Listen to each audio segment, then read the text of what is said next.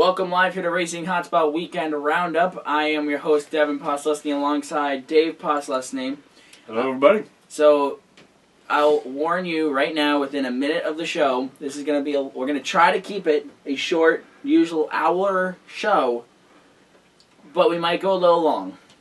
Maybe hour and a half, 2 hours. Like I was saying before show, we could actually go on for an hour with just safety alone. Yeah, exactly. So, just to let you guys know, you don't. We'd love you to stay on, but just to let you guys know ahead of time, this is going to be a longer show. So let's take a look at our show lineup. This is just a really rough outline of what we're going to be talking about. Main topics, actually. We're going to have Motorsports in 60. I'm going to talk about Supercross real quick. Then we're going to go to Speedweeks, which is going to be the bulk of our show. And we're going to talk about the duels, which are involved in the Speedweeks. Then we're going to take a break. We're going to come back. We're going to talk about the 500, the Points Championship, and the final lap. So really, if you can make it to the break, you through most of the show, because the 500s, quick top 5, what we thought of the race, how we each had a heart attack when they were 3 by 3 by 3 by 3 by 3 with 5 to go. Actually, we were on the phone together, and both of us at the same time pretty much said, "Oh, they're gonna wreck." That was the Xfinity race. Oh, was it? Yeah. We talked on Saturday. Yeah, I'm sure I have notes anyway that say that. Yeah, well, and then the Points Championship is your quick results and who's where, and then final lap is three series because no one else is with us. So let's get right into things. Probably the quickest recap of the show. I'm going to need your notes over there. Yep. My notes or your notes? My notes. Yes, but okay. There's a difference. There's my notes and then there's your notes. All right, ready? 60 seconds. You guys probably don't see that because of the white screen. But the Camping World Truck Series race Friday night at Daytona. Pretty quiet, calm, some craziness of a race. We'll talk about that later.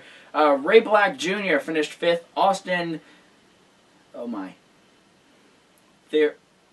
What? Can I have a lifeline? I would go with Therault. Therault finished 4th. Scott Lagasse Jr. Right? Finished 3rd. Eric Jones finished 2nd, and Tyler Reddick won the race. The NASCAR Xfinity Series, or Nationwide Series, have Xfinity. Race Saturday. You're gonna do that for weeks.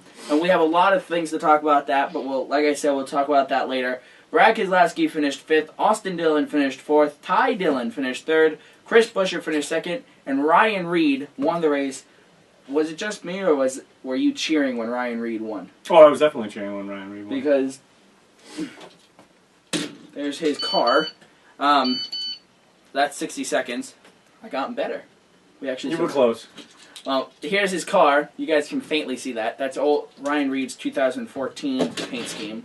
But for him to win, he's a second year racer for the Xfinity Series. He also has, I think he has diabetes, doesn't he? Yes. So that's one of the major things. Like when Bubba It's Wallace actually won, not just diabetes. It's the worst of the two. You would know better. Type 1? Yes, type 1 diabetes. So it's much harder to control, from what I understand. Very, very hard. And it's difficult for NASCAR to even to oversee that and make sure that he's going to be okay behind the wheel. Because what people don't understand about type 1 diabetes is if you do have an issue, it's very quick, and it can be detrimental if you're behind the wheel at 200 miles an hour. It can be detrimental if you're just sitting in the stands. Understood. It's a very bad reaction, very quick. I know that on his fire suit they have like a I almost feel like it's on his thigh. Yeah, but it's a target, and it has like there's a guy trained. Yeah, there's a guy trained in the pits. And it's like you have a target, and it kind of goes like one area. This area you can shoot it in, but this area is the recommended. You know what I mean? Like this is the better. It's like a target. Multiple. Yeah, no, it makes sense to me. I can't even. What gets me though is I don't understand why they can't do something like that automated, like something that's in the car. It's in the car, and it's also measuring him so that if he has any kind of a loss or something like that, because from what I understand, like I said, it happens very quickly. Yeah. So if something were to happen, or if the monitoring device, let's say, picks up something a loss, happening. a drop, would it be a drop or an increase? I believe it's a drop. A drop in what? I forget what they call it. The blood sugar. The blood sugar, right? and would be able to do and automatically inject him, and he most likely barely even know anything happened, and can keep doing what he's doing. Or what if they did a system where it goes off in the pits, like a crew chief? Boop, boop, boop, he can go, hey, come in now. You got something's going on. You know what I mean? Or something's happening. We need you in now. I think they do have that actually. I think they do have that. There is something that's monitoring him. It's monitoring him. See how well I'm in. But what I don't understand is why they can't just have an auto eject thing. Like, with my situation, I have to take an injection every day, and I literally use an auto eject. It's a hand, it's not like something that automatically just comes and gets me. It's something I have to actually use, but it's very easy. It's quick, and for the most part, there's really no side effect out of it, like pain or anything like that. So you get used to it after a while. And I don't see why they couldn't do something like that, more or less automated, just to make it just a little bit safer. But you know what? The kid won a race. That's all that really mattered. And he outshowed Brad Keselowski. And what happened to Keselowski? He's leading at the white, leading into 3. He's 5th at the start-finish line. What I loved is how fast they came up. Yeah. All 3 of them, actually. Well, and it was funny because I think it was Kyle Larson and someone else wrecked on the exit of the tri-oval in the same area Kyle did. Yep. And the track was cleared, and I was like, NASCAR, just let it go, and they did. And then you see Keselowski out front. I'm like, and all of a sudden you see, and there goes Reed. It's like, go! To quick explain to you, if you're unaware of what happened to Keselowski. I actually just read this. I know the aerodynamics. It's like a giant rubber once band. They got on the side of him. That was it. You get him a little loose in the rear end, and it's game over. He loses all of his inertia, has to gain it back, and it took him, 4 cars to get that inertia back to place 5th. Yeah, exactly. So and he's lucky that Kyle Larson and them wrecked, because that pulled some of the field back, for what was left at least. Right. Pulled some of the field back, so this way he could finish 5th. Because if Larson and them didn't wreck... You think more would have passed? Yeah. Because granted, there were only 10 cars left on the track by the end of that green-white checker because of the 2 giant wrecks. But because of that wreck, I almost feel like that put a gap in between the top 5. And let's say there were 10 cars. I don't actually know. But top 5 and top 10. To you when we were on the phone. I think it was 12. Oh, yeah, that's right. And then that big wreck happened. You keep making me go away from my notes, but that's what that is. 12 of 25 cars with 4 to go.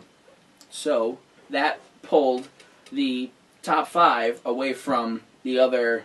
The entire group. Yeah, exactly. The whole rest of the field. Yeah, exactly. Right. So I feel like... the whole 7 cars got held up. See, I almost feel like, though, if that wreck didn't happen, those other 7 cars would have been right there, and Keselowski would have just dropped to the back of that group, or would have not been in our... in our top 5. Sorry. Now, this whole part was supposed to happen in 60 seconds, right? No, we were just supposed to. Well, because I'm going to say we're terrible, and we're going to be here all night. Technically, it kind of is, but I just am trying to do the top 5 right now in 60 seconds. We'll talk more about this when we get to Speedweeks. Supercross used to be a part of Motorsports in 60, but we realized since it's its own series, whereas the Motorsports in 60 is kind of covering the Little League version, the lower leagues of NASCAR. Supercross is its own series, so we put it as its own topic. Atlanta Supercross, race 1. They race at Atlanta again next weekend. Here's your top 3, because they do the podium system. Trey Canard finished 3rd, Ryan Dungey finished 2nd, and Chad Reed won the race. And I thank you once again for letting me use your Dish Anywhere, because I had that race on my iPod. I was tweeting through here. No, I had... So you just advertised for them. Yeah, but there's no music or anything that YouTube could copyright us. Cool. It's called a Dish Sling. So, basically, I had the Battle at the Beach on TV. I don't know if you watched any of that. FYI, the information I just gave you about 12 of 25 cars was wrong. That was actually the Sprint Unlimited. I didn't realize when I changed over that my notes reset for some reason. Sorry, folks. And I'm not seeing anything in the measure here. It's telling me how many cars were left. But it was about the same. Yeah. But maybe a 40, because there were 40 that started. Right. But anyways, 11. That's how many were left? 11 of 40? That's what I believe it was. That's even worse than the Unlimited. Ouch. Well, because the Unlimited didn't even have 40 cars in it. No, they had 25. That's pretty crazy. Anyways, what I was doing on Saturday night was I had the Battle at the Beach on TV, and I had Supercross on my laptop, and I was tweeting Supercross from my iPod. So thank you for that Dish Anywhere Dish Sling. It is kind of cool.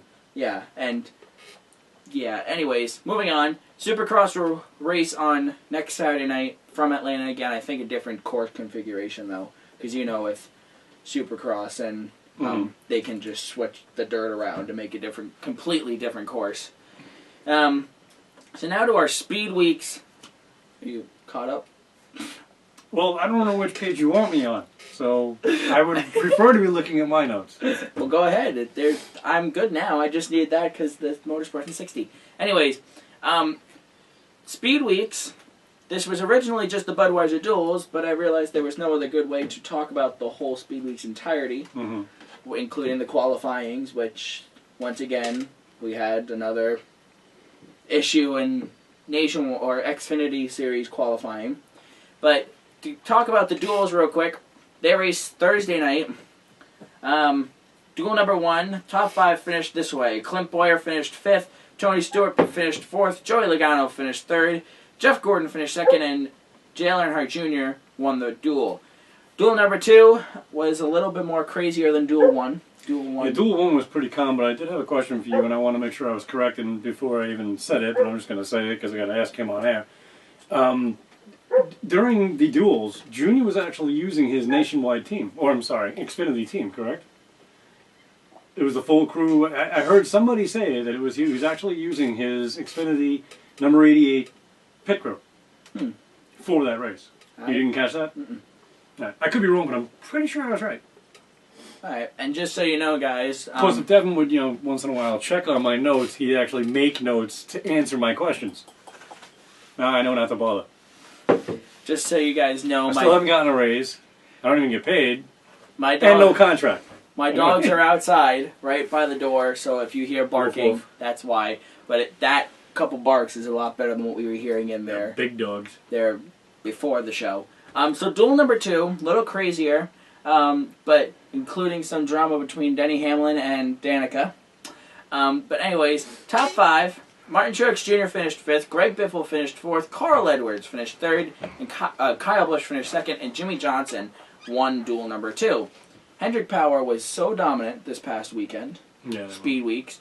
Too bad the only Penske car on the track beat them, if you think about it, because of Keselowski blowing an engine. Yep. I know Logano was scared. I heard him make comments a couple times back and forth. He had a spotter watching, tell me if there's any smoke. I don't know if he caught all that. But yeah, he was a little bit nervous about that. Can somebody tell me what happened to his car? Can somebody tell me what happened to his car? And they were just trying to calm him down by saying, nothing to do with you, nothing to do with you. Just keep driving. No, you're fine, we swear. We swear. You got the exact same kit, but... You'll be fine, Engine blows. Oh, sorry. Anyways, so now to your Budweiser duel notes before we get to Speed Week notes in their entirety.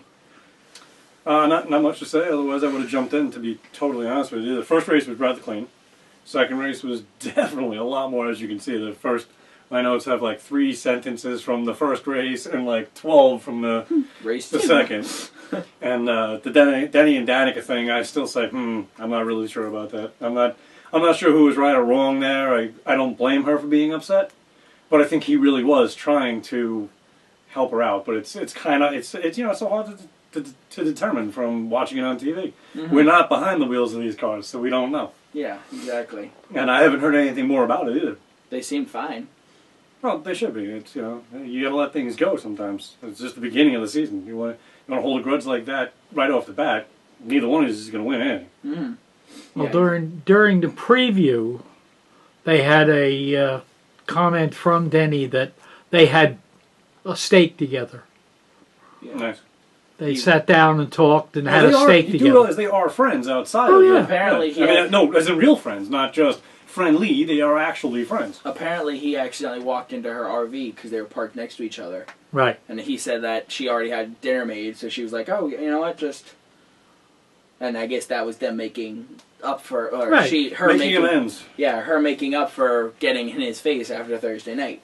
Because in Speedway racing, you want as many friends as possible because of the draftings. Yeah. Because Of course, in the last couple laps, they're no, having but friends. but if it means that Denny is behind Danica and she's a couple rows ahead, she wants Denny to be with her to go to the front, even if it means he passes her on that last straightaway. At the last couple of laps, your best friend will throw a spoke in your tire wheels. I mean, a stick in your spokes. Thanks for getting me up there. See ya. Um, Austin Dillon wrecked again. Still not crying about it. Definitely doesn't upset me. And Alex Bowman, too. Did you catch that? He apologized like 4 times. And everybody in the booth, myself, and probably you guys, were looking at this going, it wasn't his fault. But yet he kept apologizing. Even when he was being interviewed, they were telling him that it was clearly not your fault, showing him the video clip, and he's still apologizing. It's, I can't blame him. This way you don't have any hard feelings by anybody. But bottom line was, he had nothing to do with it. He was not the cause, and it was very clear. But I guess he took the better approach, the high road, instead of blaming everybody else. You know what I mean? Yeah, exactly. And that's exactly what Denny Hamlin did in the Budweiser dual practices when him and Danica got into each other. He was like, I guess I'll take the blame. Just to keep all roads clear. Anyways, moving on. I had notes here, just basically things like there is just no hooking up anymore. I don't know if you noticed that at all, but that went for every race. They just could not really hook up. It was so easy to get by each other and all of that the drafting wasn't. It only appeared to be detrimental use as opposed to helpful use. If you wanted to get somebody out of your way, you draft them so you suck them up and got by them. Yeah. It wasn't a matter of working as a teammates like Jimmy Johnson, Jeff Gordon, or something, where they could just stay with each other and outrun anybody. That is gone. That is long gone from what I saw the whole weekend. And with the Xfinity and trucks, it's illegal now to do that. Right. If NASCAR allows bumping, so if it means that you bump back off, they're fine. But if you bump and lock on, as we saw in qualifying for the trucks, yep. As I just read in my notes, it appears that you can't hook up anymore, but do not fall out of the groove, because as soon as you do, way back you go. Yeah, and with the Cup Series you can. They don't have a rule against that. You can bump up, but NASCAR just kind of went, really can't with these cars. But it didn't seem like it was really doing anybody good. There was several good drivers, not that they were not all good drivers, but several of your top drivers made the attempt during, specifically the 500, made the attempt and only wound up, when they went for that pass, somehow it was all gone as soon as they got up next to the car. And it was, and then they're out of the groove, and then everybody else sucks up and doesn't let them in. Yeah. Okay, I know what you mean. And Sprint's new commercial, stuck in my head for life. No. Swimming in you. And you know what? You're absolutely right. Try to forget this. Well, I can't. Thanks, Sprint. So, any more notes before we move on to the Truck Series notes? No, not really. I mean, I did take note that it seemed as if the Gibbs team, they just couldn't get anything done, except for Denny Hamlin. And the only thing he got done was knocking Danica out. So, I was surprised by that. I thought they were going to perform better this weekend, especially the group they got going. I mean, that is a crazy lineup that Joe Gibbs has. But then for the 500, you had a new driver for the 18. You had Matt Crafton. So that was something who I personally think did pretty well, considering it was his first. It was like 20 minutes before the race. Hey, can you do us a favor? And they had to pad up the seat and all that, so nothing was right. They had to actually put pedal extensions. You're driving. You want the real pedal. You don't want an extension. Yeah, exactly. Your Aunt Kim. I don't mean to pick on you, Kim. Sorry. But I remember the day when she had a standard. It was a car I took over eventually, a 1968 Barracuda, where they actually had I think it was you and Uncle that did it, right? Strapped blocks on the... I'm sorry, but I cannot see that being easy or comfortable to deal with. And that's what he actually had to deal with the whole race. So you got to give the guy a lot of credit. I had a feeling you might bring her up. Well, my sister's real short. She's the opposite of everybody else in the family. So now, moving on to the Truck Series race. Right? You're good with notes? Yeah, you want me to go down, is what you're saying? Yeah. So, very calm race, believe it or not, for a truck race. Daytona, for the most part. there were like one or two. I don't actually really remember. I think I was half asleep during that race. Well, that's good reporting right there. I know, right? You need a DVR, my friend. Because you could always go back. Actually, The whole Daytona 500, I don't know if you saw when my notes started coming. They yeah. started coming at about 9 o'clock at night, but that's because I was out clearing all the... We've got a lot of snow around here. Did you DVR the truck race? Because I can watch that. Yeah, I'm pretty sure I did. Oh, why don't I start watching? No, I'm kidding. Well, you can bring it up and see if it's there. But anyway, you can do that off air. We're going to have to go and show you. So, we're going through the slow stuff right now. Wait till we get to the truck race, though, I called it a good, clean start, and then went right to who's left after the lap 48 mess. Wow. Yeah, I know. But you're saying it was calm. Well, like I said, I was half asleep. Yeah, it was calm because your eyelids were closed and you were staring at them. So, lap 48 mess was when they went into turn 3 and somebody slowed up and they all piled in, right? Yeah. I've said this in the past when, if anybody can remember, Rusty Wallace's barrel roll years ago. I think it was Daytona. Mm-hmm. I don't know. I mean, we're talking years ago. It was like 98 or 88 or something. I've been following for a long time, so I don't remember exactly what it was, but that was crazy. And I've always said I wish they could make a simulator so that you can take that ride just to see what it's like. I'd also love to take, whatchamacallit, what was it, John West Townley?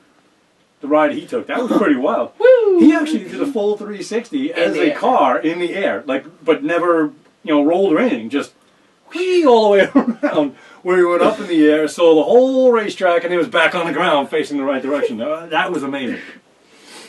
Oh, I'm going to love to see the day when you can do that type of accident and drive away. Right. Actually, it has been done. Well, it has been, but the way his truck was damaged. Yeah. Wow, that was a great finish to that race, too. I was actually really surprised that they did not reckon the end. 4 wide for second place! Yes, one Not truck. just 4 wide, but doing... And it's like, this group's going this way, well, this group's going that way, and it's like, no! My God. You're just waiting for it. Yeah. 4 wide across the stripe. 3 trucks were counted. That fourth truck below the double yellow wasn't counted for because it was illegal. Well, but still. You know the rules, don't do it. Yeah, but... I guess maybe he was thinking they were going to wreck up top, so let me get around them. I don't know.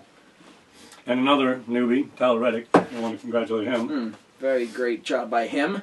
Now to the Xfinity series, where if you guys want to put the earbuds in and start napping and listen to us as a podcast, go ahead. Because I believe our show is going to lengthen here. Well, just remember, you can watch it on any time of the day. Yeah. You can even come back to it. Write down the number where you left off. 28 minutes. And come back. No. All right, anyways. Well, my notes start right off with, thank you, Mike Wallace. Do you want to take a guess why I said that? I know exactly why you said that. When they red flagged him, everybody starts stopping. Austin Dillon just barely catches it, and here comes Mike Wallace. Beautiful. Didn't bother me at all. I do apologize to Austin Dillon fans. I'm going to be picking on him a lot this year. I'm holding a grudge from last year. Unbelievable. I don't know if I need to tell everybody what the grudge is, but we I'm pretty sure can all go back and look at our archives to see what the grudge is. Anyways, go on. 80 caution-free laps. That was pretty amazing. That really surprised me. Tell me that didn't surprise you. No, I mean, you're talking about the middle stages, not that many pros, but melee after the 80 laps from there on out. Anyway, what's funny is in my notes, and I'm glad they can't see these, because I'm really not sure how to spell melee. The computer did not tell me I was spelling it wrong, but I'm pretty sure it was going, what are you trying to spell? We'll just let you go. Anyways. Yeah, and that's when you and I were on the phone. But they were saying 80 laps, it was going to be a record for an Xfinity race at Daytona. How quickly it was going. And then red flag, restart, red flag, restart, red flag. So. And with Kyle's incident, we can make this brief, because we all know he's out for a little while. There's a couple of things I'd like to touch on with that entire scenario. Safe. He didn't make the 500, okay, obviously due to injury. But, number one, looking at it over and over again, it was absolutely Kyle's fault. Mm-hmm. That wreck was absolutely Kyle's fault. So, now, as I said, he'll probably miss the 500, but that's because we didn't know the extent of his injuries at the time. Which my dad described as injuries. Yes, compound fracture is not a fun thing. Actually, Mom, your grandmother had to correct me on what that was today. I thought the compound fracture was when the bone just cracked. But apparently, no, much worse than that, and I'm not going to discuss it on air. Yeah. My dad has had athletes that had bottom line, and I've said it before on the air, you folks who watch us can verify this, I'm pretty sure you can, but the big dogs shouldn't be playing with the puppies. I think it should be separated. I understand the possibilities of they can learn stuff and all that other stuff, but you know what? No, because it would just keep them more competitive for Sunday. Mm-hmm. If they didn't have that chance on Friday night or Saturday or whatever it would be. Also, you have the risk of injury. Exactly. Now, how do you think Joe Gibbs feels? Because now he had to find a replacement driver. He's got to pay somebody else. Now, I don't even know how that works. I'm sure that Kyle's contract, he doesn't lose any money. It's like a football player. Yeah. You get injured, you still get paid. Yeah. You know, it's just, it bothers me because I've been saying it forever, and everybody knows I'm a Kyle Busch fan, and it hurts me to know that I'm now not going to be able to even see him. I am also totally for Jeff Gordon this year. I don't know if I mentioned that to you last week. You did not. Well, I am. I would like to see him go out on top. Did I mention who I'm playing? I mean, if Kyle beats him out, well, that's not going to hurt me either, but I would like to see Jeff Gordon go out on top. I really would. Darryl Waltrip put something up on Twitter saying that he had an injury similar to Kyle. The doctor said you were done for a year. And he said he was back in the car in 90 days because of the motivation and he said athletes heal quicker because of that motivation. You're in good shape. I want to get back to the track. You've got physical therapists right in your main offices. You know, and I'm sure that Joe Gibbs actually has them on salary. Yeah. You know, that type of thing. The guys that do the physical training are probably trained in doing the physical therapy also. This way Kyle could say, hey, guys, let's get this going. Or, hey, I feel up to it today. Let's push our luck a little and see what happens. It's simple as that. But my last note on that was a broken leg. Season run, which made me think, the last thing that I wanted to discuss. What if Kyle misses, let's go crazy and go to 16 races. Comes back, wins one. Now he's in the chase. Yes. Okay, he missed 16 races, but he's still in the chase. And then he wins the championship. Oh, gosh. NASCAR, you're going to have to think about that one for a little bit, because if that happens, that's probably, like a lot of people talked about Newman last year. My thoughts are, if something like that happens, you got to trash the system. There's no way that would work. It wouldn't even make sense, and it would be just too much disbelief. And don't get me wrong, again, I'd like to see it. That's my boy right there. But it would not make any sense. Even I would be going, yeah, that was not the best of routes. So they have to have some kind of stipulation, and I'm sure they're talking about it. They have to be, because if I'm thinking about it, they got to be thinking about it. Thinking about it now, they made a rule you have to start every race. You have to start every race? Mm-hmm. When? They released it a couple days ago. Before or after the incident? Before. Okay. They refined the chase rules. Sorry, I was pulling up something else for a topic I'm going to bring up next. But they refined the chase rules, saying that you have to start every points race. In order to qualify. Win or not. Win or not, yes. Okay. Now, see that? Hold on. Good job, because that makes a lot more sense. Me and my roommate were talking about it, and it was just, it wouldn't make any sense. Like, even he could miss up to 20 races and win one in the next 6. Yeah, exactly. And then still go to the chase, but it just wouldn't make any sense. I mean, I don't mean to take that away from him, but I do believe you have to actually compete. In order to, be in the championship, you got to compete. And to win the championship, you most definitely had to compete. Did you, quick thing, totally off topic, did you see the Yahoo Fantasy Racing? I did not. Just so you guys know, we are testing out for next season. Did you see that I really quick switched my #1 driver? I don't know. I woke up, listen. I don't know. Do you remember we were talking about it? And then it has to be in by 12:45? Yes.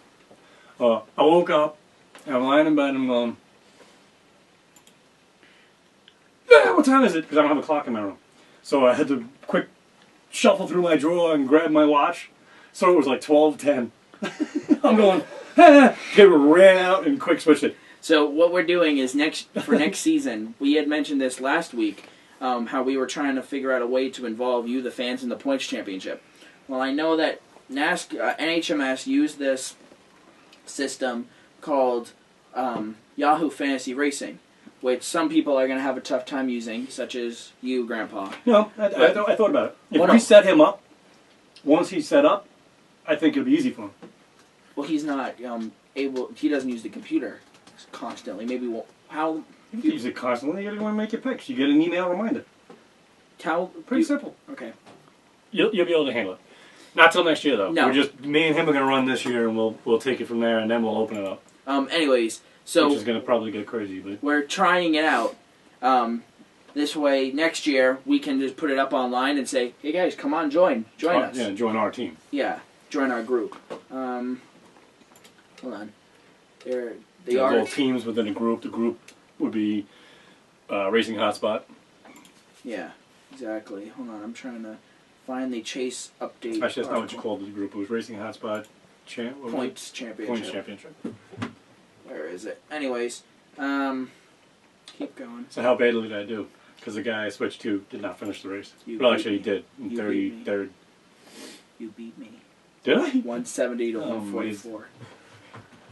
Anyways, I'm also in NHMS's fantasy league. Well, I got to figure out what I got to do is read up on how they measure the points, because it sounds like a lot of points. I think they should have kept it more simplified, kind of like the real points. Mm-hmm. Okay, hold on. Trying to find the. Yeah, well, he's Chase. messing around. I want to say congratulations to Jack Roush on the first time Xfinity win, 1 and 2. Beautiful finish. Yes. Agreed. Oh, you know what? How often do you see Jack Roush smile? Not often. His lips were hitting his ears. That's how happy he was. Yeah, no, that is a change. I've met Jack Roush a few times. Not a once did he smile, even when he was saying hello. Alright, here it is. Chase eligibility updated. So, Don't need to wait. a new NASCAR season is here. Right. I realized we might get copyrighted. Let's not watch that. Sorry, We guys. get the point. You don't really have to spend all the time looking. If Well, obviously you are correct on that. unless otherwise authorized by NASCAR, drivers and car riders must start all championship events of the current season for eligibility of the totally improvising. So in other words, if a starting position was not earned, then the driver and car rider must have attempted to qualify. So, last Talladega, unless otherwise authorized by NASCAR, so they could turn around and say because of injury. circumstances beyond your control, we're Yes. still going to include you. Yes, like Tony Stewart. I think there has to be a limitation to that. Like if he's out 4 races, okay. Like If Tony he's out Stewart. 10, no. Like Tony Stewart last year. He missed a couple races, and that I kind of said, like, they had it last year, just all drivers and owners must have entered. Now they changed it to unless authorized, because NASCAR, when you missed because of what happened with Kevin Gerard. Mm-hmm. So let's kind of fix that and still give you the chase eligibility. He didn't make it, but, so that was the major thing changed. Anyways, moving on. So now, you want to talk about safety? Well, I just basically want to discuss what everybody already knew. That overnight they actually brought in 800 feet of tires. And did you look at the That's from close-ups? the road course, by the way. Yeah, but did you look at the close-ups? They look like brand new tires. They Yeah, I had know. full tread on them. I'm looking at it, what do I do? Go out to Town Fair Tire and buy all brand new tires? I mean, there's tons of underestimate stockpiles them. of used tires. Why would they need new tires? I can hardly afford tires for my truck. They got 800 feet of them. It was like, what? 850. 850. Just saying. Well, whatever. Still, But those are 800 from- plus feet, okay? Those are from the road course, if you think about it. Well, that's some of absolutely the fine. I corners think it was and a the- great move, but I do agree at this point in time that it most definitely has to be done soft wall. Although I don't know. I mean, the soft wall is great and all, but with that head-on collision, I ain't really sure how much that would have helped him. It might have just, It would have taken away some of the impact, yes. yeah, so it may have not been as severe as a compound It depends fraction. on how his leg went. If you have to remember the human reaction sometimes Just to is try to drive out of it's it. not really something you can control. And you see something coming at you, you throw your hands up. Or if you're falling, you always go like that. Well, believe it or not, when you fall and you go like that, that's actually worse for you than just like rolling or whatnot, like properly trained, Yeah. because you shock your system. He may have done something like put his legs out You know, like, "Ah!" you know, kind of thing. And I don't care if you're hitting a softball or not. If you're like straight out and you've got it locked, See, you're going to still get hurt. I almost feel like... But it has to be done. That's I pretty almost much feel what I like want to say. Kyle Busch is one of those drivers that know what to do in that type of situation. He's been in tons of accidents like that.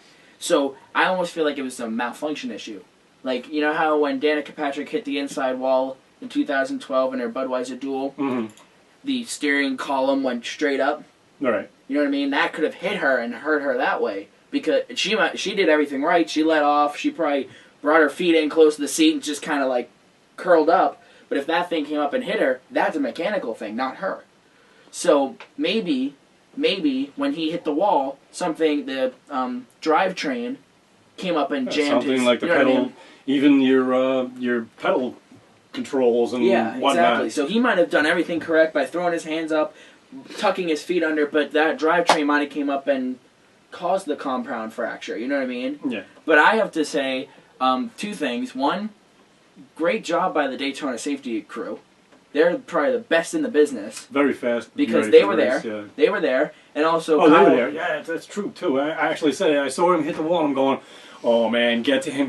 And as I'm saying that, there's already a truck 6 feet away from him. I'm like, wow. Was he already moving when Kyle went into the grass? Well, if you think about it, I'll look at a map here. We zoom in. This area is set up for road course, but they're parked right there. So as soon as they saw him go right across, they were just like, and took off. Well, bottom line, anywhere. There's been too many windows in the last few years since the soft walls were introduced. There's been too many windows that were open for guys to get hurt. See, Mark Martin, that was Loudon, wasn't it? When he hit the opening to the pit entry, to the garage entry? Michigan. It was Michigan? Same thing. They fixed it right away. They fixed it right away, Putting yes. the wall but at the end. Who is not seeing this? That's the way I see it. This is stuff that has to be evaluated because no matter what you do, okay, they always hit over here. So let's fix that. They hit over here too all the time. Well, it seems to me, the way I'm seeing it is, anywhere they can find a way through, they are. Yeah. So softballs everywhere, every track. See, the way I look at it, and I mean, you make kids wear helmets to ride bicycles today. There should be soft walls. My question is this. Or tire barriers. Actually, the tire barriers work too. Actually, I think they'll work great with the road courses. Yes. They always have. If you look at this, ready? And I was looking at this last night. Off turn number 2, you guys are kind of looking at it. Off turn number 2, you have a runoff area and there's soft wall all the way down. They have it over here for the bus stop chicane. They don't have it around here because of the grass. Then they have the runoff. They have soft wall. Then they don't have anything here because of the grass. They should have it there, which I would agree. And Joey Chitwood said they're going to fix it because Kevin Harvick hit this wall last year, cut through the tri-oval. Now, my point is we can't wait until they hit the wall. No, hold on. They got to look for these windows. My question is why didn't they have it here? Because if you look, it's the same exact thing as off turn number 2 and turn number 4. It's a giant paved area and probably 20 feet, 30 feet of grass. Mm-hmm. So he missed this wall. This wall isn't even here because this is for sports cars when they're running the road course. Right. That wall's not even there. So it's just this tire brigade for the safety officials. He skidded across, missed that, and hit right in here. So he was probably still had a 100-mile-an-hour speed. That took off 10 miles an hour, and he slammed into the wall. So I totally agree with you. It shouldn't be a situation of, oh, he hit there, let's put it there. You wait till somebody does it, right? But it should have been, they put it along the back straight, they put it off turn number 4. What's the difference there? You know what I mean? They're going through the lightest part of the racetrack, the tri-oval. Right. You know that they're going to wreck. Well, let's put it this way. Part of the reason I'm upset, I don't like seeing these guys get hurt. The major reason I'm upset is what you just told me. And I didn't even know it yet, and I was still upset by it. Kyle, first race of the season, couldn't make it. No chance of winning the championship this year. It's basically what you just told me based on their new rules. So it's done. Mm-hmm. My driver there's no chance. Even if he comes back. 35 races to go. Even if he comes back within 3 months, he is, unless NASCAR says, hey, you know what, you got injured because the track didn't have the safety equipment there. I doubt it, though. That'd be too much. And even then, that would be hard to accept if he's out for 10 races and could still win the championship. That doesn't sound proper either. as much as I hate to say it. So I'm all Jeff Gordon this year. Well, and the other thing Right next to you, Janet. The other thing I wanted to applaud was Joey Chitwood's response. I like Joey Chitwood, in all honesty. For the last couple of years that I've seen him on the media spotlight because of jet dryer explosion, rain delays. Is that the same family? What? Is Joey Chitwood a Chitwood as Chitwood we knew? Yeah. Didn't know that. I didn't know that either. I didn't even know we knew a Chitwood. We don't actually know the Chitwoods, but we did see them perform and stuff like that. They used to do stunt shows. Oh, okay. Anyways, with the pothole in 2010, jet dryer in 2012, rain in the last 5 years, every time he's gone on, he has been to the point, this is happening, we need this done, and it happens. You know what I mean? Like obviously, Daytona's a fun place to work. You may find this interesting. I don't know if anybody heard my phone just ring. I meant to have it on silent. I apologize. But it's actually, what I just got was a message from a gentleman who started a petition to petition NASCAR to make it safer for the drivers and soft walls at every track. Well, they just announced Kentucky is doing safer barriers everywhere. All walls. They don't have them now. They only have them in the corners. Well, there you go. So that application or petition apparently is already working. It had, last I looked, it was like 130,000 people signed it. See, well, nobody wants to see these guys get hurt. And if they, especially, if you're a driver, you follow them, you buy all this uniform stuff, you show up at the racetrack with a sweatshirt, a shirt, a hat, sometimes die-cast pants, in your hand. a die-cast, you buy stuff, you go to the trailers, you do all of this stuff. It's all because you want to support your driver, and then something like this happens. Because he's in a Busch Series race, or an Xfinity, or a Nationwide. It wouldn't matter. Doesn't even matter. It doesn't matter which series he was in. Where he hit should have been better protected, and it's now, for me, it's a total seasonal loss. See, the other thing is Joey said that all walls, okay? But do you really need to put them in the corners? Because in all honesty, if a wreck happens right here, they're not going to go to the wall. They're going to go across back up the track. If you don't, what if another car clips them and sends them the other way? That clip is going to take half the energy. Still, you're still going to hit the inside and you hit a solid wall. I don't care if you hit it at 25 miles an hour. One of the things that, by the way, he who is going to start driving soon needs to learn. Scary. Seatbelt, very important. I already know that. Thank you. Doesn't take much speed to send you right through the windshield. Trust me, without any doubt whatsoever. Yes. When you're hanging onto your hood, it's not a comfortable feeling. Me driving. I can only assume. I've never done it. Me driving soon. That's scary. Yeah, it is. Anyways, but I don't know if all tracks need it. Like the petition. Don't get me wrong, at Daytona, they need it in certain areas, such as off the exit. But do they really need it at, like, NHMS? I understand that they have the tires on the back straightaway, but that's only because of the grass. They have the grass, and then they have tires. But the front straightaway, they don't really need it, because you need them at the corners. Well, obviously, because they're going wide open, they slam the brake, and if their brakes lose or they go, their throttle sticks, they're going to go straight into the wall. But if we saw with Casey Kane a couple of years ago, he got clipped, went sideways down the front straightaway, and by the time he corrected, he hit the wall, driver's side door, but he lost so much energy because you don't have that much speed. You know what I mean? By the end of the straightaway, you lose the speed. You're going based on predictability, which is a difficult thing to do because when it comes to the physics of all this, you sometimes cannot predict it. You got your baseline you can predict, but you can't predict everything that's going to happen. Go ahead. The point I want to make is if it can happen, it will happen. It will. And if you don't, so therefore you need it all places. All places that possibly could be hit. You don't need it on the inside of the wall, but any place where the cars are going to be outside the wall, it's got to have something. If it can happen, it will. Mm-hmm. Yeah, if you skip 8 feet, they're going to find the 8 feet. Right. That's the way I see it. Exactly. Yeah. And the one thing I do like also about Daytona is last year Danica Patrick hit the wall on the exit of the entrance of the tri-oval. Remember, and they have safer barrier there now. On both sides. Yeah. I don't know if you caught that. It's smaller than in the corners. Is it safe barrier or is it those big water barrels?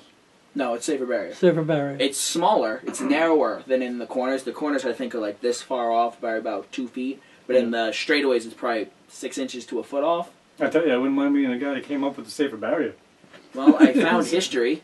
It originally started as the PEDS barrier. So they probably bought them out. Well, no. What it was is it was the giant barrels that you'll see on highways with, I did research today, I was bored, with plates, like overlapping plates, like a fish scale. Right. And what happened is they tested it at Indy. An IROC car, in the IROC race, they had it at the entrance of the pit road. The car spun off and tore it off the wall. Literally, it destroyed it. So they went, okay, that's not going to work. So then they left it to a bunch of engineers from the University of Nebraska Lincoln, and they came up with this, the safer barrier. And they had these... and once they're used, you could just replace the insert. Yep, these objectives. Device that would have a flush surface to present catch and pivot, or wrapping scenarios, which is basically when you hit the wall, it doesn't rip it off. Device would be able to retrofitted to existing concrete walls and magnitude of prevent the cars from bouncing back onto the track, which it does to a certain extent, but not as much as apparently. It speeds like Daytona. You're probably never going to stop that. Yeah, it's, I don't unless you make gel walls and it just catches the car. Jello. A device that could easily withstand both open wheel and heavy stock cars, which it does. Primarily, the stock cars use it a little bit more. They absorb a little bit more. But also can easily be repaired quickly, preventing long delays. Yeah. Which cost effectiveness. Yeah, that is all things that were covered. Except for maybe the bouncing. Yeah, exactly. But which most of the decals now are just stickers. I don't know if you've noticed that. Anyways, so the safer barrier was created from a group of students at the University of Nebraska Lincoln. And it was just had those simple guidelines, and now look at what it's done. So in other words, the university got paid. Basically. But it's a great invention. And by the way, I found out people were saying, I was reading through NASCAR like comments and stuff. And by the way, let me know if you hear them barking, like in the distance or anything, because we do need to bring them in. I don't want to be visited. It's cold too. 45 minutes? Yeah. Whoa! I could have told you that. I've been watching. And that's long for them to be out there. Okay, we're going to finish up this topic and then we're going to go to a break because I have to bring them in. But I was doing research and people were like, why don't they have the safer barriers at Eldora?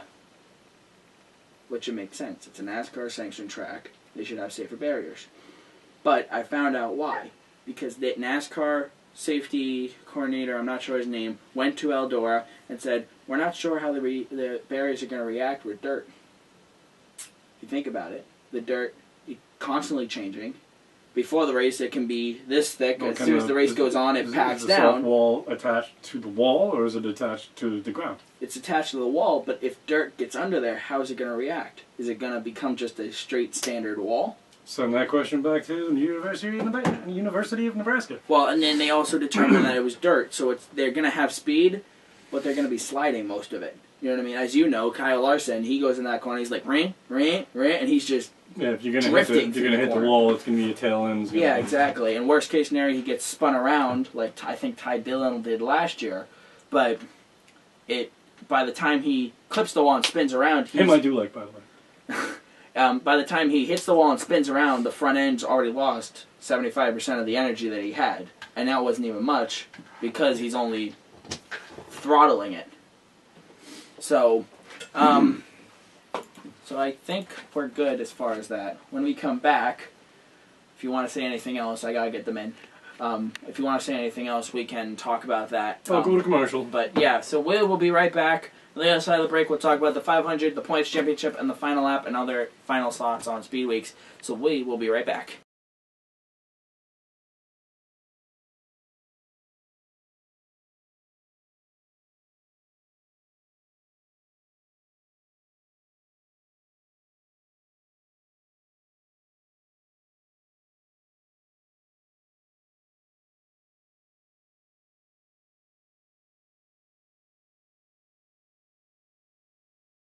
Welcome back, live here to Racing Hotspot Weekend Roundup.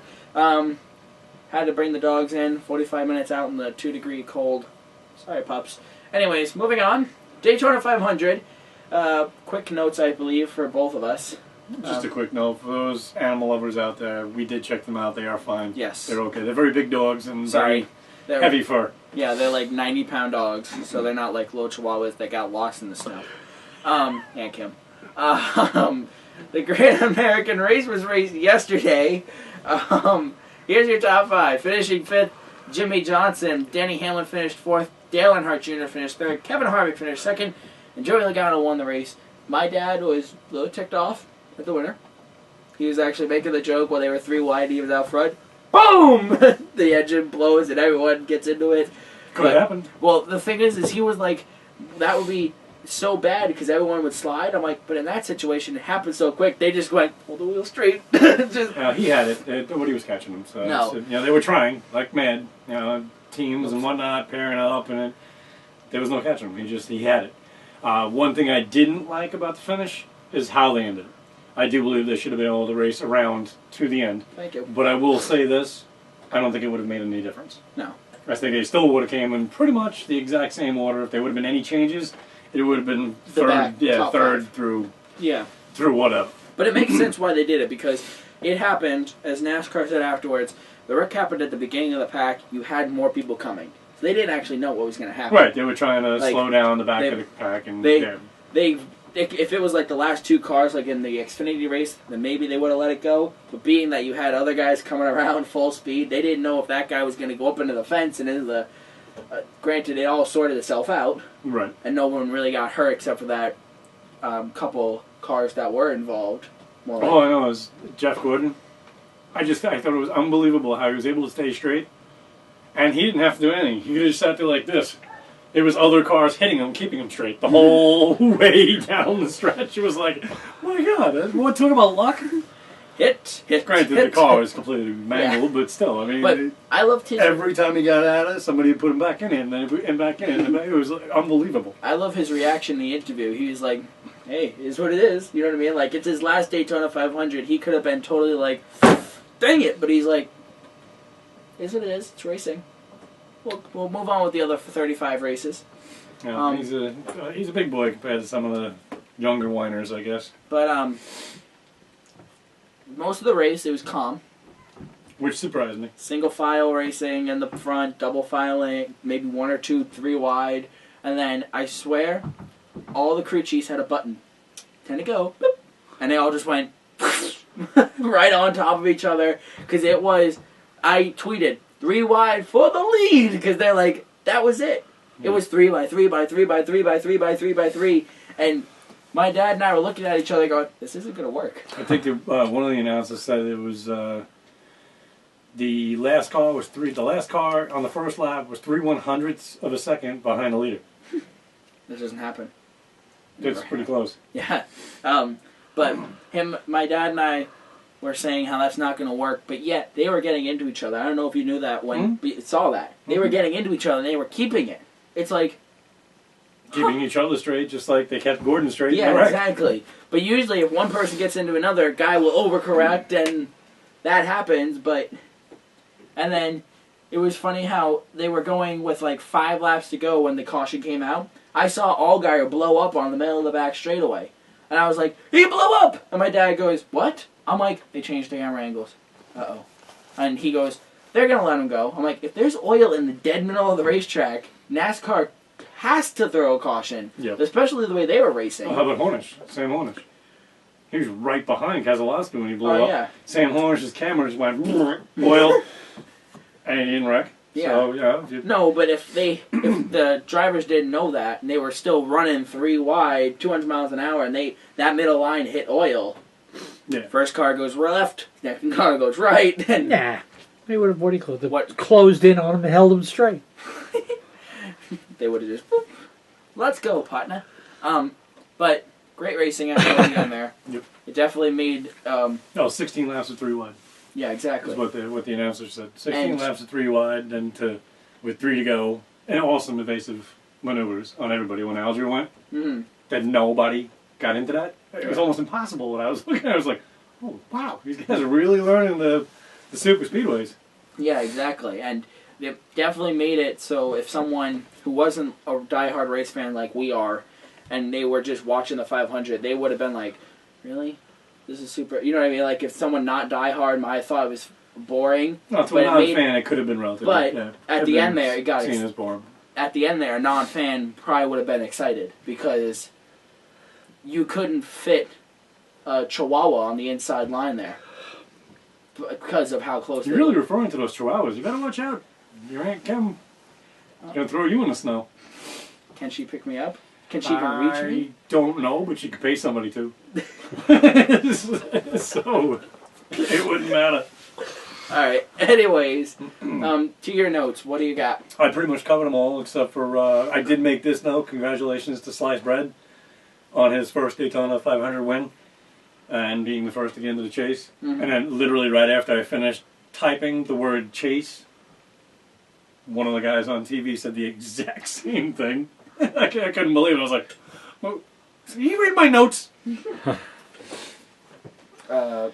That's actually when I learned all the lyrics. Causing a commotion because they are so awesome. Alright, any more notes on the 500? I'm telling you, that whoever came up with that advertisement was a genius because he put it there clearly. We needed something that you wouldn't forget, and then they popped to the cartoon of these walls, and then the song, and then they go right to, yeah, try to forget that. And they were right, because it stuck in my head for life, I think. Alright, anything else on the 500? I wanted to point out to Mikey, Mike, on your way up, I know you don't have a lot of time, but hit a hairbrush. He went right up to the booth, right after the race. His hair looked like mine when I first wake up in the morning. And he doesn't even care. He's doing close-ups on him, and he's just going on and on. As a matter of fact, I'm pretty sure he didn't know what he looked like. See, in all honesty, I almost feel like Fox might have let him do that because it shows what a driver Well, it looks does. like. You know what I He mean? was soaking wet. That's all sweat. Yeah, I know. Yeah, it's not like So- he poured a bottle of water over his head. He didn't Well, have time. maybe Fox Sports said, just let it go, leave it. This way it shows the fans what these drivers look like. Because usually they're Mike after has they get... hair, when my hair gets long, Mike has hair the same way. It would take like a puff of wind to make it, Yeah. and it just stays that way. And these drivers have time when they get out of the cars to put the hat on before their interviews. If you think about it, all the drivers are wearing hats. What I would have suggested he did, But all the drivers are wearing hats, so you never actually get to see what these guys look like after they take the helmet off Yeah. of 500 miles. well, I think it was mainly because Mikey is a very excitable individual who loves to be on TV and loves to talk. So he wasn't wasting any time. It was a matter of hop out of the car and put right up to the booth because he knew he was on. He wants to be on TV. Surprised he didn't drive his car into the But that was lane. a Right. hilarious hairdo though. Drive his car below the booth. Did you catch it? Do you know what I'm talking about? Yeah. It was unbelievable. Drive his car below the booth. I'm here. He's a very entertaining person, and it's worth watching him. Same with Daryl. Well, about the 500, I'm pretty much done. Okay, and then before we go on to the points championship, I'm glad I put the other. So glad I put the That's other. a good thing. On the note of Kurt Busch, okay, I can't say what's wrong or right. I'm not a judge. I'm not Brian France. I'm not any one of these people that have to, what are they, CYA? Is that what it is? Keeping it clean? Cover your own... Okay. Yeah. Bottom line, Okay. all I see is another case of guilty until proven innocent, and that is not the way this country is supposed to work. So I'm sorry that they suspended him. I think it was not right. So at the drop of the dime, any one of these guys' wives, or even husbands, can just go, oh, he hit me! And next thing you know, you lose your job, you lose everything, and everybody runs away from you. I mean, I'm a little upset with Tony Stewart and Haas, because they bailed on him. And Haas was the one who brought him in the first place. Literally turned his back and walked away. Said, it's up to you, Tony, and I got nothing to do with this. I don't want it back here, blah, blah, blah. Which I understand. I'm sorry to see that. I really was. That's not justice. No, but I understand to a certain extent because you have these... Well, domestic abuse is not funny. I mean, it's not a joke, and I understand that. But my point is I almost feel like NASCAR suspended him to because you have kids who are younger than me following these sports. Right. Looking up going, Kurt Busch, he's my driver. I want him, his t-shirt, his die, back to what we were saying about Kyle. So NASCAR kind of said, you even said it with the helmet thing. It's so protected. So Kurt Busch, something happens, NASCAR doesn't want Brian France but NASCAR very clearly, and I'm sorry to throw that out there because I don't know how anybody might take that, but he's a big man. That's great, president, all that. But Brian France very specifically on several different occasions said that he would not make any decisions until a court of law did so. They did. It did not. They only decided that they will press charges. That is all. Those charges have not been pressed.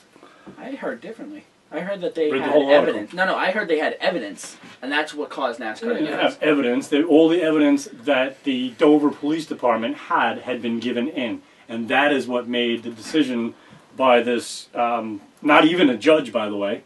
So I'm not sure where you're getting that. It was a family. Some kind of district counselor or something like that is the one who made the actual decision to press the charges. So the charges, I'm sorry, I take that back. The charges had been pressed. Yeah. But did he go to court? Is he guilty? No, Do we yet. know that? Not yet. Has he been before a trial of his peers? No, he hasn't. So I'm sorry, but way I know, well, I'm sorry. Actually, I don't even know it that way anymore. We're kind of losing it here a little bit, but it's supposed to be innocent until proven guilty. And I agree with you. That is gone today, and this is just more proof of it.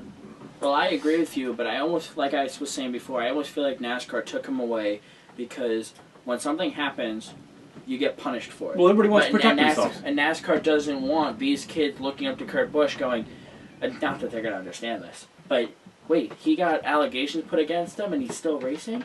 That means I can maybe get away with something and continue to do what I'm doing. So maybe NASCAR But once again, said, I go back, Devin, to the fact that means anybody could drop the dime, and that's it. But you he's lose been your known to job have because anger everybody's issues. too paranoid to stand behind you. But he's been known to have anger issues. You know that. Yeah. He's gone after Ryan Newman. He's gone after all these drivers. Okay. Whereas if Ryan Newman has anger issues. Kurt Busch has anger issues. Kyle Busch has anger issues. Carl Edwards, one of the calmest individuals in racing, has anger issues. Carl Edwards Tony Stewart has Carl anger Edwards issues. has not been suspended for anger issues. Ryan Newman has not been suspended for anger issues. Tony Stewart may have once. Kurt Busch, I can name off 5 instances where he was. Yeah, and if you actually look at all of those cases, they were really, really silly. No, I know, and I agree with you, but my point is he's been known to have these anger issues. Not that I'm saying that automatically makes it so Kurt Busch is the worst person on the face of the planet. I don't think that. If you're the decision maker, then yeah, I can see that would weigh in on your decision. And I don't even think it was NASCAR who made the suspension, because he appealed it, and this National Motorsports Committee denied it. They went in. He had to.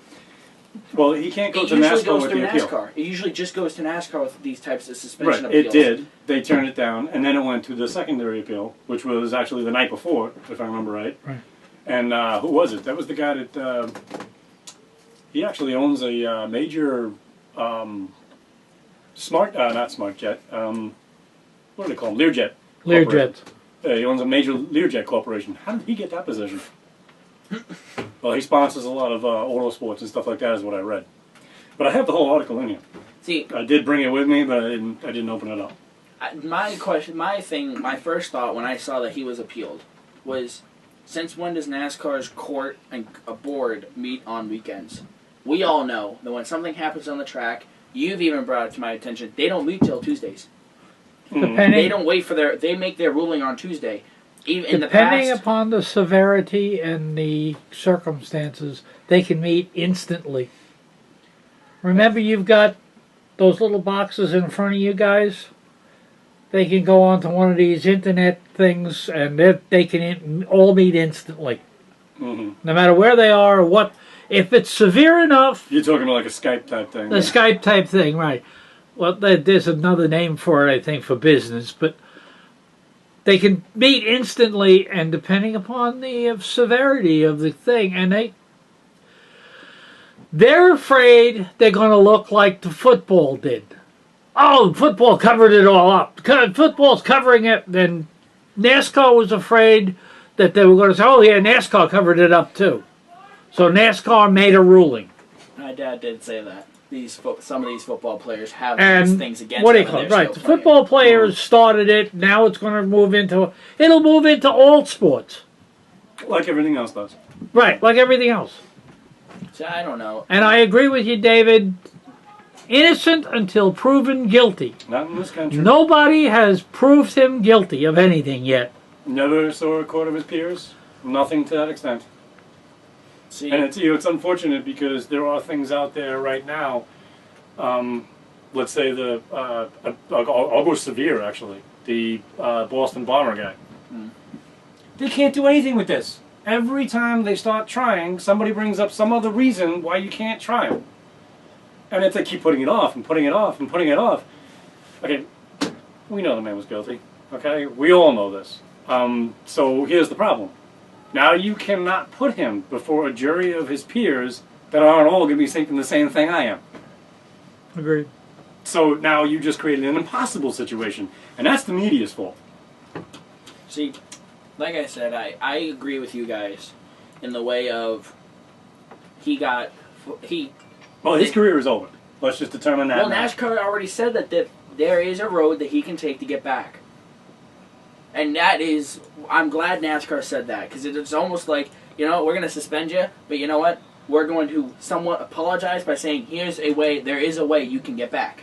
You know what I mean? And not a total, you're done. It's a, sorry that we suspended you, we have our reasonings, here's our reasonings, but there is a way for you to get back. So, and I agree with you guys in the way that they shouldn't have just downright suspended him. But I'm also looking at it from the other point of view of, you have people who look up to him, you have all these different reasons to suspend him, because you don't want, NASCAR keeps this guy who's falsely accused of all of these things on the track. You don't want the bad press. Yeah, That's exactly. pretty much what it comes down to. But if you really think about it, that's kind of embarrassing. It should really be. It should be a little more of a stand behind one of your men type situation. And Tony Stewart is standing behind him. But He Haas is not. Haas backed away and put it in the hands of Stewart. Which kind of makes sense, because Stewart's more like, since when do you You see... do realize that Haas is the one that hired him without even asking permission of Stewart in the beginning. When do you see Gene Haas in front of the media? Never. Last year. Never. He was out Maybe there once or last year. twice. Yeah. You see Stewart in front of the media all the time. Well, he's a Tony driver. Stewart, no, he's also a little bit more sociable. No offense, Mr. Haas, but he seems to be a little bit more sociable. Well, Haas than- is a businessman. Yeah, exactly. It's same with other business type men. But Stewart is a little bit more sociable. He also has so many people behind him to be able to say, hey guys, what should we do here? Should we stay with him? I swear on one of these pages, the article was there, and now it's gone. I cannot find it. And that's impossible because it's in my email. So I was just going to bring up a couple of points, but I can't. Because obviously I saved the wrong thing or something, I don't know. But I don't know. Well, I know that NASCAR suspended him. IndyCar is monitoring the situation because he did run the Indy 500 last year. And just everyone's keeping an eye on it. In all honesty, I think as soon as, when it goes to court, whenever it does, and if Kurt Busch doesn't get found guilty, he is free from all these charges that it was totally false, I think NASCAR should go, all right, we'll bring you back. You know what I mean? NASCAR, even if it means he has to start from the bottom again, if let's say Gene Haas goes, we are cutting all ties, which I don't think he's going to, and they shouldn't, but NASCAR should just say, all right, lift the suspension, come back. And that's it. You know what I mean? Because When should they say that? when the court and everything is done. When this entire thing... Well, unfortunately, he did make one real bad move. True or not. Okay? But throwing her under the bus as an assassin and whatnot made him sound insane right away. Now, don't get me wrong. You don't know that that's not true. Because if you actually look into her, she is a specialist. And she works with a very high-level security group. Or actually runs it, if I'm not incorrect. So she could be an excessively dangerous person. You don't know that. She probably could have wasted Kurt Busch if he hit her. You don't know that. I mean, there are people out there, specialists, like I've told you the story about the tiny little blonde who put the monstrosity steroid guy in the bar right into the bar stool thing, and it was like, what just happened? but she had literally trained with Steven Seagal. Mm-hmm. So she was totally one of those defensives where she doesn't use it as offense. But when he swung at her, so you really don't know. You know, there's so many wide open things, and you and I are, you know, we're not judges. We're not any of these people who have to make these decisions. I just think they just jumped too fast and too close to the 500. I think they could have at least let him run that one race, and then maybe went, all right, you know what? We're going to ask you to back up a bit. Yeah, and the other thing is media. Oh, he's guilty today. No, already. stepping away from NASCAR. Media. I was watching, I think it was truck qualifying or something, and Fox Sports. Breaking news: Kurt Busch suspended indefinitely by NASCAR because of these allegations. And at first I was like, it has to be true. Because I know Fox Sports, I rely on them a lot. You know that. You'll see stuff that I share on the Facebook page from Fox, NASCAR and Fox. So I'm like, okay, let's just wait a minute. And it keeps going for probably about 30 minutes. And then Fox, the guys covering qualifying, even said it. Next up, Race Hub, they'll talk about what's happening with Kurt Busch. So I went on and I posted up on our social media sites a picture of Kurt Busch with the info saying we'll have more information soon. Then the Race Hub comes up. We have yet to have confirmation from NASCAR. Are you kidding me? Because now, I heard ups and downs the whole day. Yeah, because you had Fox Sports saying this is happening, but they heard it from a Charlotte newspaper. Haven't heard it from NASCAR. You know what I mean? Until they should have waited until, like, if I had the access to it, which I think I could possibly get, but I'm not going to try. I will wait until I hear from NASCAR's mouth directly, we've suspended Kurt Busch indefinitely. That's where Fox Sports should have waited. They should have said breaking news. I just feel that justice has just literally gone totally out the window on this. I don't know. I mean, it's not the first case of it, but you know, I mean, people were ready to string Tony Stewart up when he hit the kid, and it was clearly the kid's fault. Clearly. Now we have rules where you can't get out of your car, which I think we're kind of long overdue. I agree. And to a certain extent. That's just dangerous. Plain and simple. Especially on a dirt track. You've walked down on a dirt track before, right? I went out there we went to a dirt track in upstate New York last year, West Lebanon Valley. Actually, I want to bring you there. And it rained, and I walked down on the track, not during the race, walked down on the track, and it was slippery. I had grip, but it was slippery. You know what I mean? Yeah. So at that type of track, they didn't look like it was a flat track. It looked like it was banked. So he could have just slipped and mudslide right down the track, and those cars. There was a lot of possibilities. Yeah. Anyways, we've moved on from there. But the last thing that I wanted to say, I think we talked about it last week. Confirmed. We weren't sure. Yes, Chase Elliott will be in the 24. Gordon confirmed that himself. So pre-race. Is it the 24 or the 2014? It's definitely 24. No, it's definitely the 24. That's what I thought. He clearly stated, who better a person can I hand my 24 to than Chase Elliott? And then somebody did ask him, well, he's running this year, what's he running? And he said he's running the 25 this year until I retire, and then he's taking the 24. So he did say it was pre-race in an interview. So we have that one confirmed. All right. I don't know if you wanted this, but I don't need it at this point. This was my trying to keep track of. Well, it's funny because that's what Speedweeks looks like schedule-wise. It's pretty long. Definitely not the average weekend. No, average weekend's the one page. Well, I use this to set up my DVR. Ah, okay. So now let's 24. Got it. So that is about just past the top of the hour. It's pretty funny. 24. What a coincidence. All right. Anyways, now to the points championship. You saw the announcement on Facebook about Justin, right? No. I don't catch everything. Jeez, come on, man. Tag me in it, and I'll get it. Oh, it's Racing Hotspot. I can't. Oh, well, I could share it. Sorry, I forget that I'm on Facebook now, personally. Just keep tagging me in it. As simple as that, because I'm not going to see it. I'm not on Facebook every day, you know. Usually it's in the middle of the night. When no one else is on? No one else could talk to me now. Believe me, there's a lot of people on. So, I have friends I'm convinced don't sleep at all. Because you can catch comments that they made 5 o'clock in the morning, you can catch comments at noon, and then comments again at 1 in the morning, same day. Or actually it'd be the next day, but you know what I mean. Don't confuse us. So here's our winners picks. First of all, we added a guy, Justin. He is the son of my girls' varsity basketball coach. I noticed you're not wearing your Hotspot shirt again. It's here. Mm-hmm. I just forgot to take it off. He who made the comment is warmer down here than it was upstairs. Yeah, well, it's here. You're showing off. How am I showing off? I'm a psychopath who jumped in the ocean in January? Yeah, that's really showing off. Anyways, so Justin joined us because we posted the pics and he posted his own pics in the comments. And I was like, you want to join? And it was probably most a chaotic Sunday morning. Nope. Okay, let me go through the rules again. Yeah, because, of course, new person. No, you got in just in time. I'll give it to him. Yeah, exactly. So, he is last because he had 0 points, but as you'll see, he moved up quickly. Art had Jimmy Johnson for the win.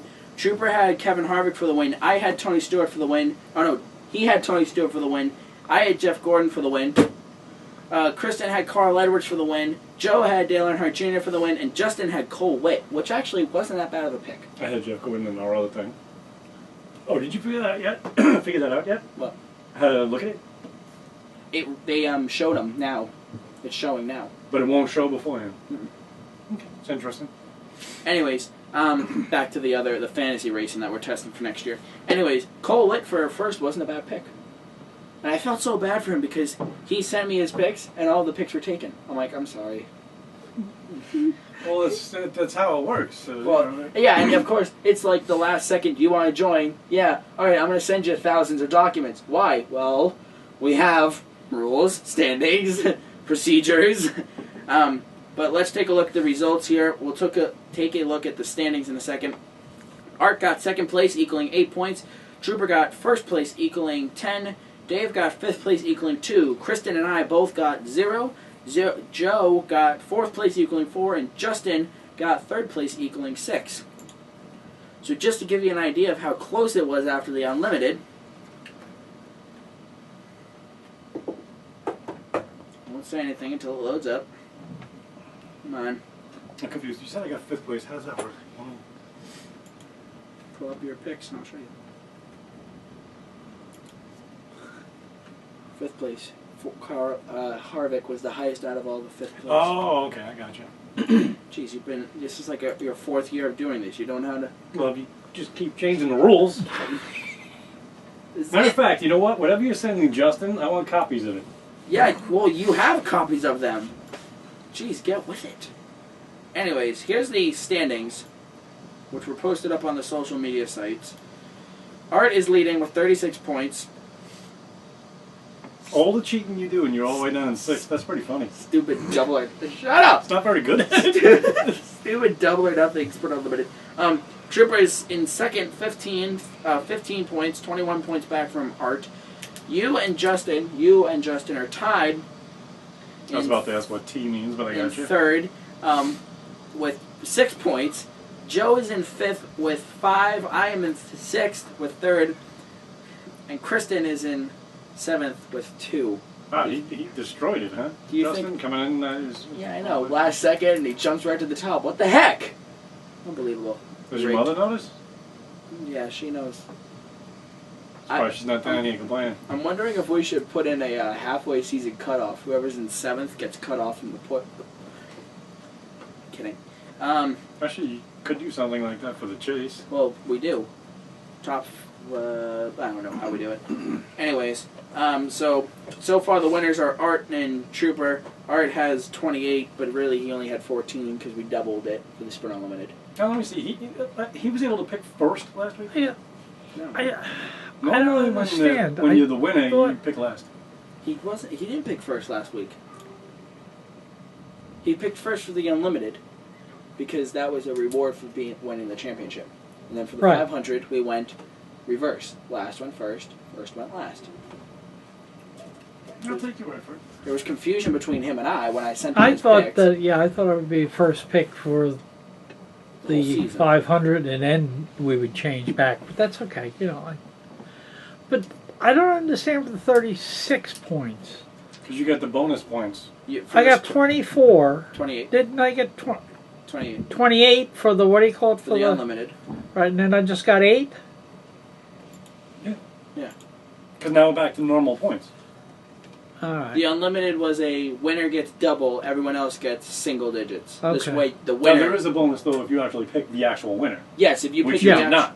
If you Which pick, nobody. I noticed that was fascinating. That all 6 of us, nobody picked 22. yeah, I know. I was going through there going, oh, this is going to be hard. No one actually picked 22. Right. So, my mom will pick first. I'm going to get her picks tonight. Then I'll pick, and then Joe. And we're going to go by seniority for the tie. So Justin will pick first, and then you'll. That's the opposite of going by seniority. No, but seniority Yeah, gets upper head. It's reverse seniority. So It's you're reverse seniority. That's what it is. Reverse seniority is what we're picking. the way the standings is you're going to be ahead of him. So you're actually going to pick behind him in picking. Okay. But, so, and then Moving on. Trooper and then Art. So, now to the final lap. Really a simple final lap here. But we have all the return dates for everyone else. So, IndyCar is off till March 29th. Formula One's off till March 15th. Global Rallycross is off till May 31st. Trinity United Sports Car Championship is off till March 21st. Now to the more recent or closer stuff. The NASCAR Camping World Truck Series will race Saturday 5:30 on Fox Sports 1 at Atlanta. The Xfinity Series will race Saturday 1:30 at Atlanta on Fox Sports 1, a full day of racing on Saturday. And then the Cup Series will race Sunday 1 p.m. on Fox at Atlanta. I'm curious to see how the Truck and Xfinity Series doubleheader goes. Because if anything happens during that Xfinity race, it's just going to push the Truck race later. But we'll see how that goes. I'm going to miss all of the Saturday activities. Well, actually, no, I'll catch the Xfinity race, some of the Truck. But I have some back. Just use the slang. Yeah, I guess you got to be paying attention to what you're filming now. I could. No, well, I could watch the What are you going to be doing Saturday? hockey game. But you're recording it. Yeah. Well, you Well, know, I pay can. more attention to Well, what I you're doing. have my 3 cameras at the hockey rink, so I can actually just set up the 2 and watch the race. Devin, what are you doing? Watching the hockey game. Anyways, 33. That must have been hard. Anyways, so you want me to steal what base? Okay, so that's gonna do it for our show this week. Like I said, I warned you guys ahead of time. We're probably about an hour and 20 or so. I don't think it was that bad. I thought it was going to be worse. I did too, but I guess us making the joke that it was going to take 3 hours really just cut down. Well, it made us think about it. Yeah, exactly. In advance. Yeah. But that's going to do it for this week's show. Make sure to join us next week when we have a 1, 2, 3 punch for NASCAR again. Hopefully that will be a little shorter next week because we're not covering a week of racing. But make sure to join us then for your Atlanta recap. Make sure to like us on Facebook, follow us on Twitter, subscribe to us on YouTube, and follow us on Instagram for all your racing hotspot news and stuff. Any other final words before? Yeah, another note to anybody who wants to get on this petition to get the safer barriers everywhere. It can be found at change.org. So it's just basically the word change.org. And just search NASCAR if you're interested in getting on a petition. Yep, and we have our poll out too. I can't see any of the results yet, but we have our poll out in as far as speedway safety. Find that up on Facebook too. So until we see each other next week, have a good night, everybody, Good night, all. and goodbye.